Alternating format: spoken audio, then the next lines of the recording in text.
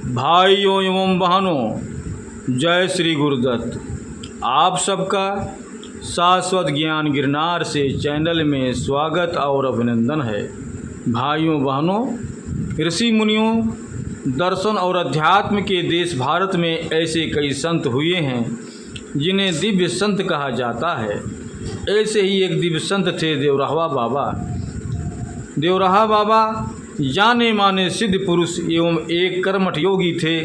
देवराहा बाबा की उम्र के बारे में लोगों के बीच ऐसी मान्यता थी कि बाबा करीब 500 सालों तक जिंदा थे। हालांकि यह स्पष्ट रूप से यह कोई भी नहीं जानता था कि बाबा का जन्म कब हुआ। देवराहा बाबा का जन्म उत्तर प्रदेश के देवरिया जिले में माना जाता है। साधारण रहन सहन और सरल जीवन जीने वाले बाबा लोगों के मन की बातें बिना बताए ही जान लेते थे। सरल, सहज और बेहद शांत स्वभाव वाले देवराहा बाबा से आशीर्वाद लेने के लिए आमजन से लेकर नेता, उद्योगपति, फिल्मी सितारे और बड़े बड़े अधिकारी उनके पास आते थे। आइए जानते हैं देवराहा बाबा के जीवन से जुड़े उनके चमत्कारों के बारे में। वीडियो शुरू करने से पहले हम आप भाई बहनों से अनुरोध करूंगा कि चैनल को सब्सक्राइब एवं वीडियो को लाइक तथा शेयर जरूर करें एवं कमेंट्स बॉक्स में अपने विचार से हमें अवगत कराएं। देवराहा बाबा के बारे में कहा जाता है कि उन्होंने कभी भी एक जगह से दूसरे जगह जाने के लिए किसी भी तरह की गाड़ी का इस्तेमाल नहीं किया और ना ही किसी ने सवारी से कहीं उन्हें जाते हुए देखा। भक्तों का मानना है कि बाबा पानी पर बहुत ही आसानी से चल लेते हैं। बाबा हर साल माघ मेले के समय प्रयाग आते थे।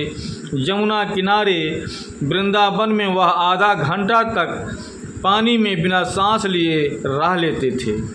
देवराहा बाबा ने अपनी उम्र, तप और सिद्धियों के बारे में कभी कोई दावा नहीं किया, लेकिन उनके इर्द गिर्द हर तरह के लोगों की ऐसी भीड़ रही जो उनमें चमत्कार तलाशती थी।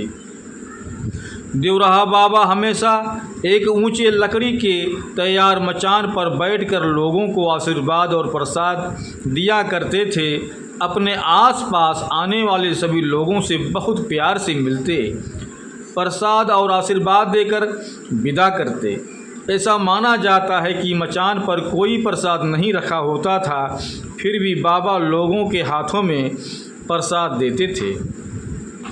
देवराहा बाबा न सिर्फ मनुष्यों के मन की बात जान जाया करते थे, बल्कि वे जानवरों की भाषा और पेड़ों की बोली को भी समझ लेते थे।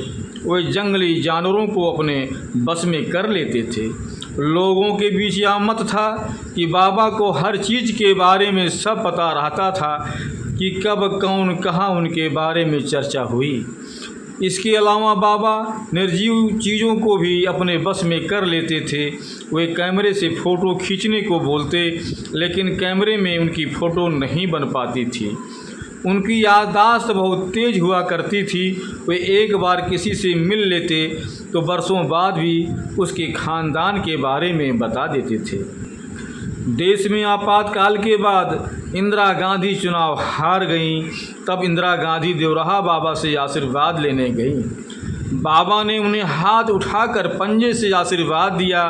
वहां से लौटने के बाद इंदिरा जी ने कांग्रेस का चुनाव चिन्ह हाथ का पंजा ही तय किया।